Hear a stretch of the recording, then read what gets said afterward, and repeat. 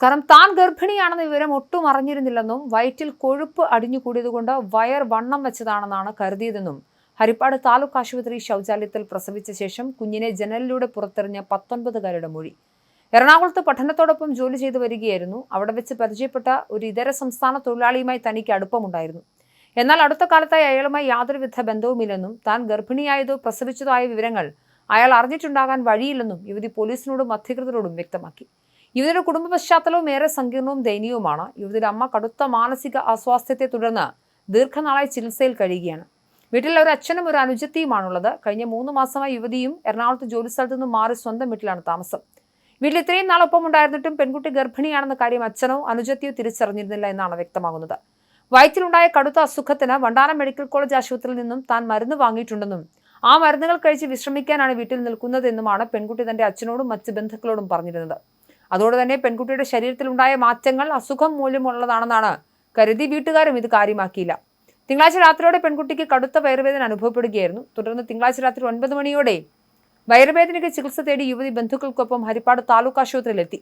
തുടർന്ന് പരിശോധനകൾക്ക് ശേഷം ആശുപത്രിയിൽ തുടരുന്നതിനിടെ രാത്രി 1 മണിയോടെ യുവതി ശൗചാലയത്തിൽ പ്രവേശിക്കുകയും അവിടെ വെച്ച് പ്രസവിക്കുകയുമായിരുന്നു. പ്രസവിച്ച ഉടൻ തന്നെ കുഞ്ഞിനെ ശൗചാലയത്തിന്റെ ജനാലയിലൂടെ താലൂക്ക് ആശുപത്രിയുടെ പുറകിലെ വിജനമായ ഭാഗത്തേക്ക് എറിഞ്ഞു. കുഞ്ഞിനെ പുറത്തേക്ക് എറിഞ്ഞതിന് പിന്നാലെ ശൗചാലയത്തിന് പിന്നിൽ നിന്നും കുഞ്ഞിനെ ഉച്ചത്തിലുള്ള കരച്ചിൽ കേൾക്കുകയുണ്ടായി.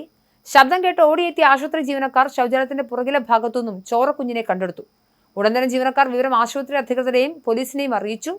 തുടർന്ന് നടത്തിയ അന്വേഷണത്തിലാണ് ശൗചാലയത്തിൽ കയറിയ 19-കാരിയാണ് പ്രസവിച്ചെന്ന വിവരം പുറത്തറിയുന്നത്.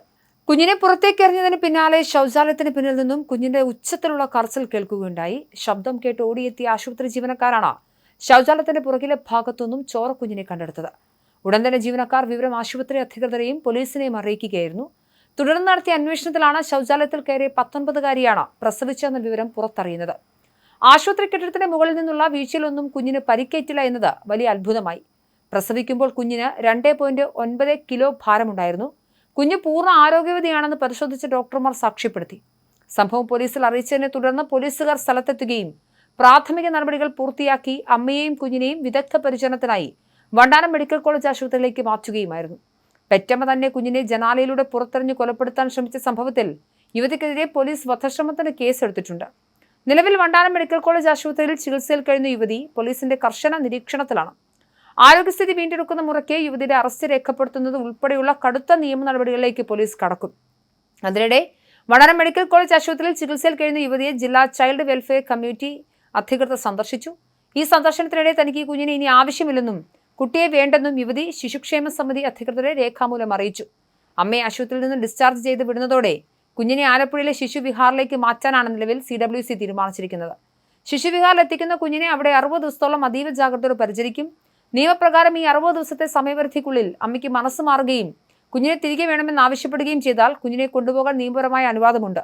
എന്നാൽ ഈ നിശ്ചിത സമയപരിധി കഴിഞ്ഞാൽ ശിശുക്ഷേമ സമിതി കുഞ്ഞിനെ പൂർണ്ണമായും ഏറ്റെടുക്കും.